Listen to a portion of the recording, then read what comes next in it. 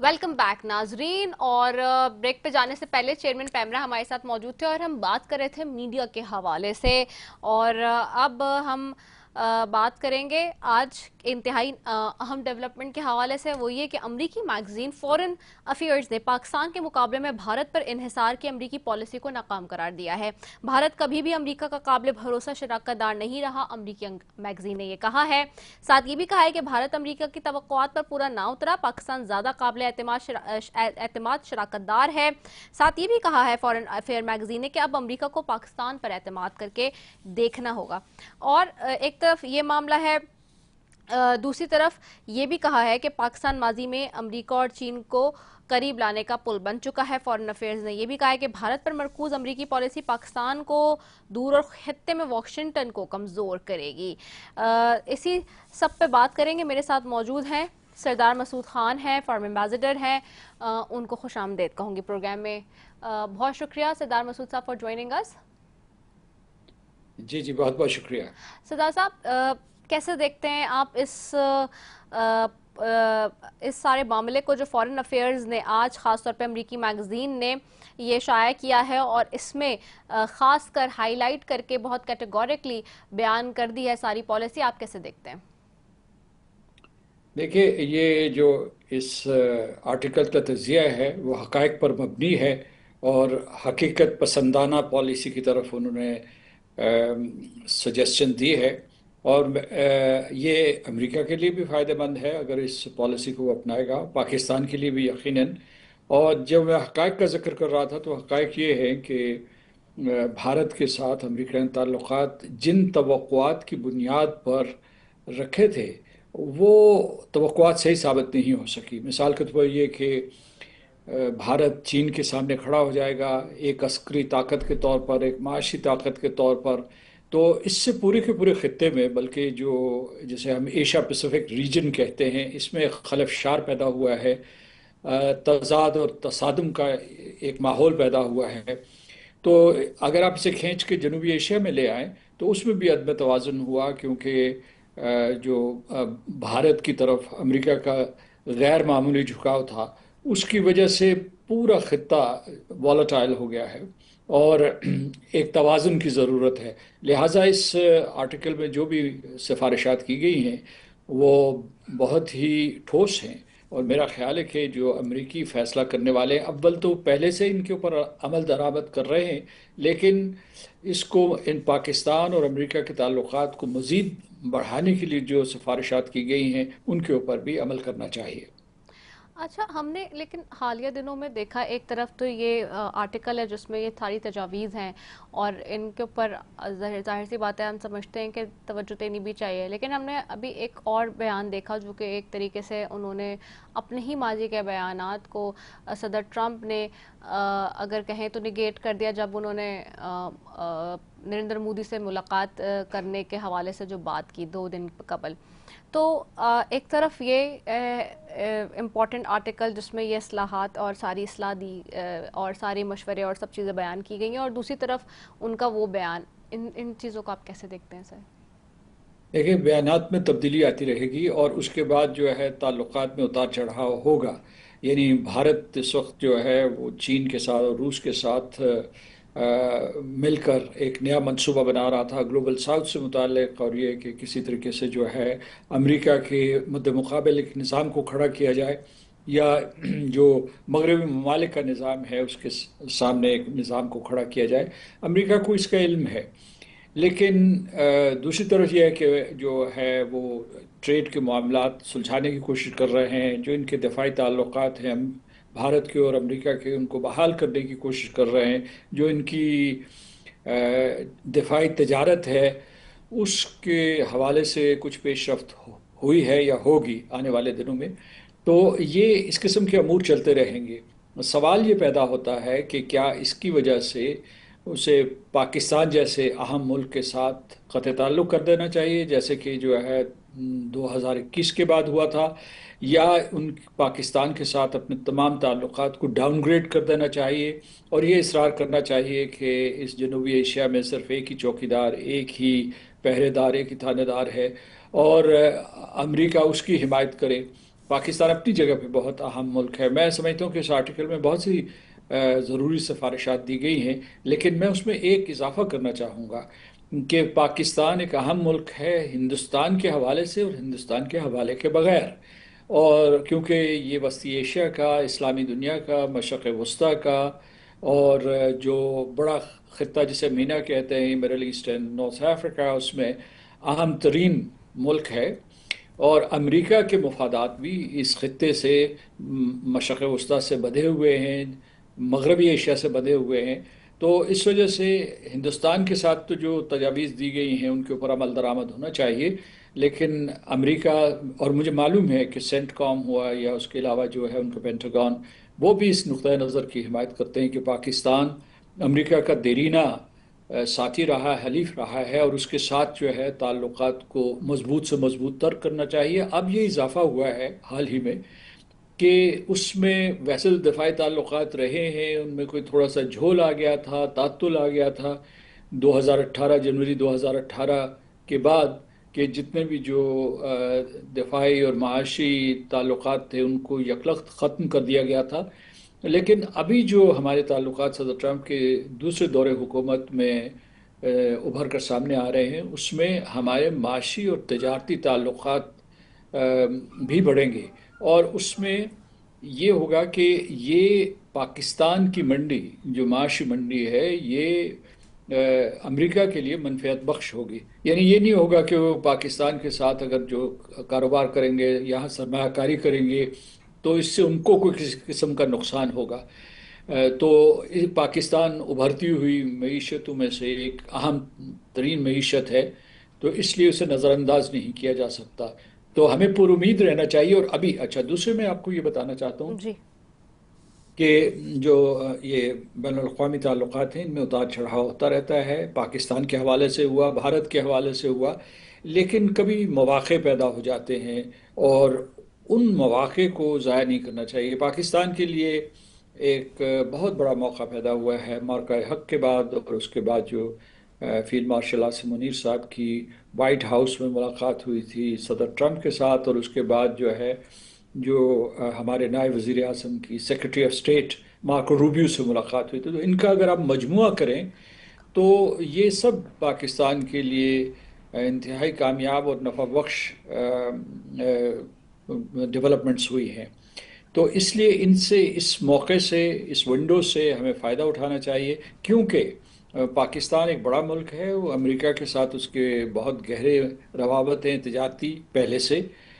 دفاعی plate forms بہت سے جو ہے وہ امریکہ کے ہیں، جن کے لیے، ان کے لیے ہمیں فاضل پرزے بھی چاہیے، نئے بھی چاہیے. تو ان تعلقات کو مضبوط تر کرنے کے لیے ایک حکمت عملی ترتیب دینی چاہیے.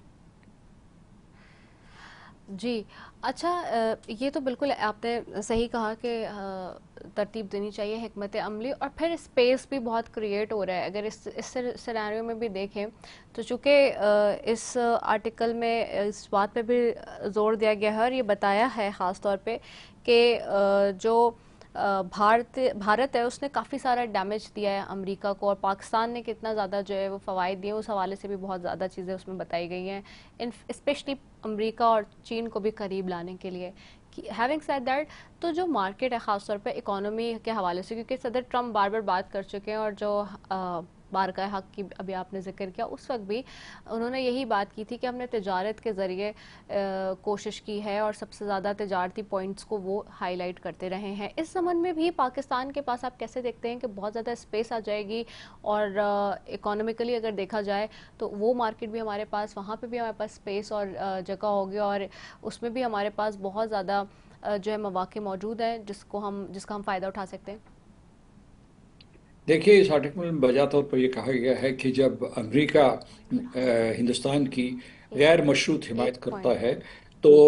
وہ شیر ہو جاتا ہے، اور اس کے بعد ہمسایہ ممالک کو تنگ کرنا شروع کر دیتا ہے. نہ صرف ان کے اوپر بالادستی قائم کرنے کی ناکام کوششیں کرتا ہے، بلکہ ان کو نقصان پہنچانے کی کوشش کرتا ہے. مثلا پاکستان میں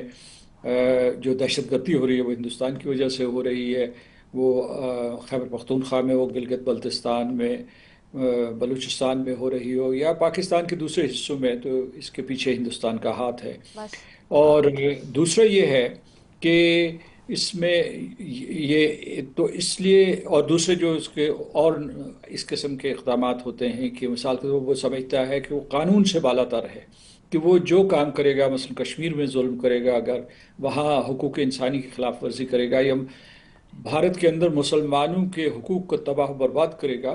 تو اس کی کوئی جواب دہی نہیں ہوگی۔ تو یہ بھارت اس کا فائدہ اٹھا رہا تھا جو اس کے امریکہ کے ساتھ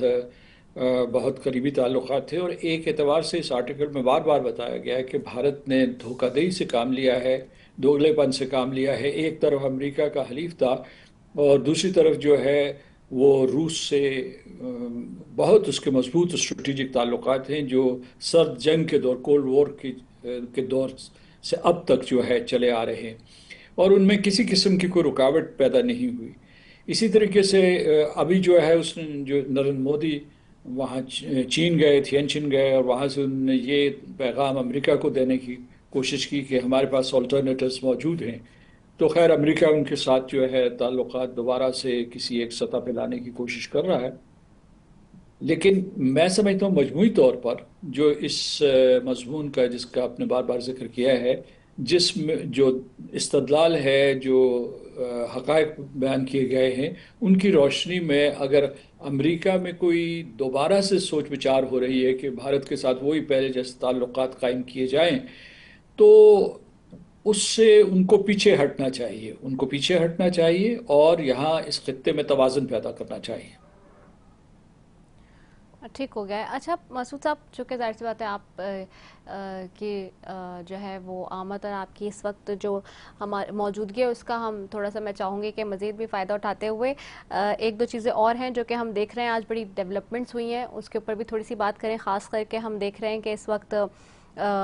قطر کے حوالے سے پاکستان نے جو سٹیٹمنٹ دیا ہے، اسرائیل کا جو قطر پر جارحیت نشانہ بنانے کا اور غزہ میں امن مذاکرات سبوتاژ کرنے کی کوشش ہے، پاکستان نے بڑا واضح اپنا سٹانس دیا اسی پر۔ اور ایک ڈیولپمنٹ آج یہ بھی ہوئی ہے کہ قطری وزیر اعظم سے ہم نے دیکھا ہے کہ صدر ٹرمپ کی ملاقات ہوئی ہے، اس میں انہوں نے اسرائیلی حملے جیسا اقدام دوبارہ نہ ہونے کا یقین دلا ہے۔ آپ اس کو کیسے دیکھتے ہیں؟ کیا یہ پرومسز اب پورے ہوں گے جو پہلے کے پریسیڈنٹس ہیں ان کی روشنی میں؟ اور پاکستان نے بھی بڑا اپنا کلیئر اور واضح سٹانس بیان کر دیا ہے، کیسے دیکھتے ہیں آپ اس کو بھی؟ دیکھیے، وزیر اعظم نتنیاہو نے جو قدم اٹھایا ہے، یعنی کہ جو جی قطر کے اوپر حملہ کیا دوحہ میں، جو اس وقت جو پیس میکرز تھے، جو ایک حماس کی ایک ٹیم تھی جو کہ امریکہ کے کہنے پہ وہاں موجود تھی دوحہ میں، اور وزیر اعظم قطر کے زیر نگرانی ایک جنگ بندی کے پروپوزل یا تجویز کے اوپر غور کر رہی تھی، اور اس نے جواب دینا تھا، اور میرا خیال ہے کہ جہاں تک جو اخبار میں قیاس آرائی ہوئی ہے یا اس کے علاوہ جو شواہد ملتے ہیں، وہ شاید مثبت جواب دینے والے تھے۔ تو اس پورے عمل کو سبوتاژ کرنے کے لیے اسرائیل نے یہ بے ایمانہ حملہ کیا ہے، جس کی وجہ سے جو ہے وہ جو سفارتکار تھے یا جو مذاکرات کرنے والے لوگ تھے وہ تو بچ گئے، لیکن باقی 6 جانوں کا نقصان ہوا ہے۔ تو ایک تو یہ ہے کہ بین الاقوامی قانون کی خلاف ورزی کی گئی ہے، اور بہت ہی دھجیاں اڑا دی گئی ہیں بلکہ بین الاقوامی قانون کی، کیونکہ یہ جو قطر ہے یہ امریکہ کا بھی بہت قریب ترین حلیف ہے، اور قطر کے اندر امریکہ کا مشرق وسطی میں سب سے بڑا فوجی فوجی اڈہ اڈہ ہے، ہے جس جی۔ میں 15,000 کے قریب امریکی موجود ہوں گے، اور ان کے بعد جو بہت ہی سوفسٹیکیٹڈ اسلحہ و بارود وہاں موجود ہے ہر قسم کے، یعنی فضائی اور سرویلنس کے جتنے بھی جو وہاں ڈیفنس پلیٹ فارمز ہیں وہ وہاں موجود ہیں۔ تو میں سمجھتا ہوں کہ صدر ٹرمپ نے ڈیمیج لمیٹیشن کی کوشش کی ہے، اور پاکستان نے جو ہے اپنا بہت ہی شاندار کردار ادا کیا ہے۔ وزیر اعظم فوراً امیر قطر سے ملنے کے لیے چلے گئے، اور اس کے بعد ان کے ساتھ یکجہتی کا اظہار کیا۔ پھر آج جو ہے سلامتی کونسل میں ایک تصادم ہوا، جس میں ایک طرف ہمارے مستقل مندوب تھے اور دوسری طرف اسرائیل کے، تو وہاں پاکستان کو بھی اس پورے کے پورے قضیے میں یا اس قسم کی قانون کی خلاف ورزی کرنے کے بعد اسرائیل نے گھسیٹنے کی کوشش کی، تو اس کا ہم نے بہت ہی مناسب اور منہ توڑ جواب دیا ہے۔ تو لیکن اب یہ ہے کہ سوال یہ پیدا ہو رہا تھا کہ کیا قطر یا اس کے جو حلیف ہیں، مثال کو سعودی عرب، امارات یا عرب لیگ یا اسلامی تعاون تنظیم جو ہے، کوئی کسی قسم کا عسکری جواب بھی دے سکتے ہیں یا نہیں، اس کے خطرات تو تھے، لیکن میرا خیال جو اشارے ہمیں مل رہے ہیں دوحہ سے وہ یہ ہے کہ وہ اس قسم کی کوئی چیز نہیں چاہتی، اور قطر جو ہے وہ امریکہ کے ساتھ تعلقات نہیں خراب کرنا چاہتا۔ ایک چیز اور واضح ہوئی ہے کہ خلیجی ریاستیں غیر محفوظ ہیں، یعنی اسرائیل کے حملے کے بعد یہ واضح ہوا ہے کہ وہ غیر محفوظ ہیں، حالانکہ ان کو سیکیورٹی گارنٹیز اور ایشورنس امریکہ نے دی ہوئی تھی، اور امریکہ میں انہوں نے hundreds of dollars, hundreds of billions of dollars کی جو ہے سرمایہ کاری کی ہوئی ہے۔ تو اس وجہ سے جو ہے اس میں شدید خطرہ موجود تھا کہ کہیں امریکہ اور خلیجی ریاستوں کے درمیان کوئی دوری یا کوئی خلیج نہ حائل ہو جائے، اس کے لیے کوششیں کی جا رہی ہیں۔ اسی لیے صدر ٹرمپ کے ذریعے اسرائیل کو کہلوایا جا رہا ہے کہ آئندہ اس قسم کی کوئی حرکت نہ کرے، کیونکہ اسرائیل نے پہلے ہی دھمکی دے دی ہے کہ جہاں جہاں بھی حماس کے لوگ موجود ہیں وہ اسرائیل کے نشانے پہ ہیں۔ تو اس میں ہمیں تو یہ معلوم نہیں کہ وہ کہاں ہیں، لیکن وہ سعودی عرب میں بھی ہو سکتے ہیں حماس کے کچھ نمائندے، وہ ایران میں بھی ہو سکتے ہیں، اور اس کے علاوہ جو ہے امارات میں بھی ہو سکتے ہیں، اور مصر میں بھی ہو سکتے ہیں، کیونکہ مصر بھی ایک سہولت کار تھا، مصر بھی قطر کے ساتھ مل کے جنگ بندی کے لیے کوشش کر رہا تھا۔ تو اس میں پاکستان کا کردار بہت ہی تعمیری ہے، اور پاکستان کے بیانات سلامتی کونسل میں اور جہاں بھی دوحہ میں بہت اصولوں کی بنیاد پر ہمارے اور قطر کے بہت گہرے تعلقات ہیں، تجارتی تعلقات ہیں، معاشی تعلقات ہیں، اور اس کے بعد ہمارے ہاں ڈیفنس کوآپریشن کی بھی مواقع موجود ہیں۔ تو اس لیے میں یہ کہوں گا کہ اور خلیجی ریاستوں کے ساتھ ہمارا ایک خصوصی رشتہ ہے، اس وجہ سے پاکستان کے اوپر بھی ایک ذمہ داری بنتی ہے، اور میں یہ اس پورے کے پورے ایک تو یہ ہے کہ سب سے جو اولین ترجیح ہونی چاہیے بین الاقوامی برادری کے لیے وہ یہ ہے کہ غزہ میں ظلم و ستم کو روکا جائے۔ آج بھی کتنی جانیں وہاں ضائع ہوئی ہیں۔ اب یہ ہے کہ غزہ شہر ہے، اس میں جو خیمہ زن لوگ جو اپنے گھروں سے بے گھر، جو ایک قسم کے جہاں سے وہ دھکیلے گئے تھے، نکالے گئے تھے، تباہ بستیوں سے وہاں آئے تھے، ان کے اوپر بھی حملے ہو رہے ہیں، اس میں بھی تقریباً 20 کے قریب لوگ مارے گئے ہیں۔ آج بچے جو ہے ہر روز مر رہے ہیں۔ تو یہ ایک بہت بڑا انسانی المیہ ہے، اور اسرائیل نسل کشی کر رہا ہے۔ سلامتی کونسل سے ایک آواز آئی ہے، ایک بیان آیا ہے، اور اس میں اسرائیل کی مذمت کی گئی ہے۔ تو آئیے ہم امید کرتے ہیں کہ امریکہ اسرائیل کو سمجھائے گا، اور اس کو یہ جو کھلی چھوٹ دی ہوئی ہے امریکہ نے، اور خاص طور سے جو اے پیک یا اسرائیلی لابی کی وجہ سے امریکہ کے کانگریسمن اور وہاں کی ایڈمنسٹریشن نے اسرائیل کو جو کھلی چھٹی دی ہوئی ہے، یہ سلسلہ ختم ہو، اور اہل فلسطین کو انصاف ملے، ان کو ان کی ایک آزاد، خود مختار اور متصل ریاست بن سکے۔ ٹھیک ہو گیا، بہت شکریہ۔ صدام مسعود صاحب ہمارے ساتھ موجود تھے، فارمر ایمبیسڈر جی، اور بات کر رہے ہیں ہم امریکی میگزین فارن افیئرز کے اس آرٹیکل کی جس نے پاکستان کے مقابلے میں بھارت پر انحصار کی امریکی پالیسی کو ناکام قرار دیا ہے ایک طرف۔ دوسری طرف ہم نے دیکھا ہے کہ آج جو ہے پاکستان نے بڑے واضح انداز میں اسرائیل کا قطر کو جارحیت کا نشانہ بنانا اور غزہ میں امن مذاکرات کو سبوتاژ کرنے کی کوشش کرنے کے حوالے سے کلیئر اسٹانس دیا ہے، اور یہ واضح پیغام دے دیا ہے کہ پاکستان کی طرف کوئی آنکھ اٹھا کر بھی نہ دیکھے، اور اگر پاکستان پہ کسی نے جارحیت کی کوشش کی تو بھرپور جواب دیں گے۔ دفتر خارجہ نے یہ بیان جاری کیا ہے۔ ساتھ ہی قطر پر حملے کے بعد امارات نے بھی سخت رد عمل دیا ہے۔ یہ قطر اور اس کے حوالے سے فارن افیئرز پر آج کی ڈیولپمنٹ ناظرین جو کہ ہوئی ہے۔ آج کا پروگرام آپ نے دیکھا ہوتا نہیں ہے نیوز لائن کا، لیکن آج ہم نے خصوصی پروگرام کیا تھا چیئرمین پیمرا کے حوالے سے، اور جو فارن افیئرز کے اوپر جو ڈیولپمنٹ ہوئی ہے۔ ساتھ ہی ایک بہت بڑی ڈیولپمنٹ آج کی یہ بھی ہے کہ اس وقت پاکستان کے صدر آصف علی زرداری چین کے سرکاری دورے پر چندو پہنچ گئے ہیں اور چندو ایئرپورٹ پر نائب وزیر خارجہ اور نائب گورنر نے ان کا استقبال کیا ہے، اور جو ہمارے سفیر ہیں خالد ہاشمی صاحب، وہ پہلے سے چندو میں پیش کی وہاں پر موجود ہیں اور ہر جگہ صدر مملکت کے ساتھ ہوں گے۔ ان کی چینی قیادت سے صدر آصف علی زرداری کی کچھ ملاقاتیں جو کہ مضبوط اس وقت ملاقاتیں طے ہیں، اور یہ انتہائی اہم دورہ ہے۔ اس دورے سے بہت ساری ایکسپیکٹیشنز لگائی جا رہی ہیں۔ حالیہ دنوں میں پاکستان کی اکانومی کے حوالے سے اور چائنا کے ساتھ مربوط اور مضبوط تعلقات بنانے کے لیے 80ویں سالگرہ جو ہم نے دیکھی کہ انہوں نے اپنی لبرل عالمی کی منائی، اس کے بعد سے ہم دیکھ رہے ہیں کہ مزید پاکستان اور چائنا کے تعلقات کلوز ہونے۔ اس سے پہلے ہم نے دیکھا تھا فیلڈ مارشل عاصم منیر اور وزیر اعظم شہباز شریف اور نائب وزیر اعظم اسحاق ڈار چائنا میں تھے، اور اب ہم دیکھ رہے ہیں کہ پاکستان کے صدر آصف علی زرداری اس وقت چائنا میں موجود ہیں۔ اور اب سے کچھ منٹس پہلے یہ بھی بتا دوں کہ بلاول بھٹو زرداری صاحب بھی کراچی سے روانہ ہو گئے ہیں چائنا کے لیے، اور وہ بھی چندو ہی پہنچیں گے، اور زرداری صاحب پہنچ چکے ہیں آلریڈی، اور اب سے کچھ دیر پہلے بلاول بھٹو زرداری صاحب بھی نکلے ہیں۔ تو یہ ایک دورہ ہے چائنا کا جو کہ سمجھا جا رہا ہے کہ بہت امپورٹنٹ دورہ ہے۔ وی ول ہوپ فار اٹ۔ اسی کے ساتھ ناظرین اپنی میزبان رسوی کو دیجیے اجازت۔ پاکستان زندہ باد۔